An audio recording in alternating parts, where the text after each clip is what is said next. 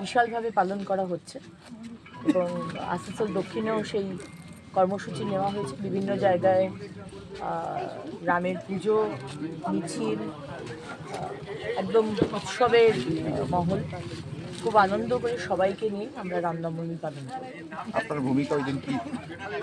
সারাদিনই 6 তারিখে সকাল থেকে রাত অবধি আমি আমার বিধানসভা, কুলটি বিধানসভা এবং রানীগঞ্জের আন্ডারে আন্ডাল সেখানে আমি থাকবো। এই 3টি বিধানসভা মেজরলি কভার করব। আর তারপরে তো যদি সময় পাই তাহলে 7 বা 8 তারিখে কলকাতার যে মিছিলগুলো হবে সেখানেও পার্টিসিপেট করার চেষ্টা করব। প্রশাসন সতর্ক থাকবে রামনবমীর মিছিল নিয়ে? প্রশাসনের তো সতর্ক থাকারই কথা, কিন্তু প্রশাসন যদি বাধা দেওয়ার জন্য সতর্ক থাকে তাহলে কিন্তু সেই বাধা আমরা শুনবো না। প্রশাসন যদি আইন শৃঙ্খলা মেনটেন করার জন্য যদি সতর্ক থাকে তাহলে অবশ্যই স্বাগত জানাই।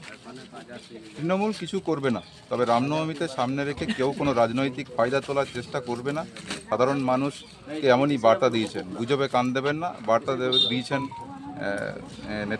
তৃণমূলের নেতাকর্মী। আমরা তো একই জিনিস করতে চাই, কিন্তু আমরা বারবার দেখতে পাচ্ছি যে যেখানে হিন্দুরা কোনো মিছিল বের করছে বা হিন্দুদের কোনো উৎসবে, সেখানে বাধা সৃষ্টি করছে এবং যারা বাধা দিচ্ছে বা যারা গণ্ডগোল করছে জিহাদিরা, তাদেরকে কিন্তু শাস্তি দেওয়া হচ্ছে না, তাদেরকে অ্যারেস্ট করা হচ্ছে না।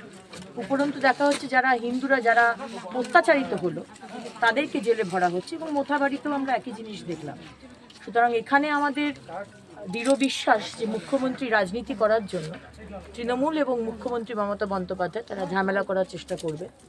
আমি আমার হিন্দু সনাতনী ভাই বোনেদের বলবো এবং রাষ্ট্রবাদী মুসলমান এবং সংখ্যালঘুদের বলবো, আপনারা মুখ্যমন্ত্রী এবং টিএমসির যে এই ট্র্যাপ ঝামেলায় পা দেওয়া, এটাতে পা দেবেন না। আমরা শান্তিপূর্ণভাবে রামনবমীর মিছিল করব। কোনো রকম উত্তেজনা বা কোনো রকম গুজবে অবশ্যই কান দেবেন না।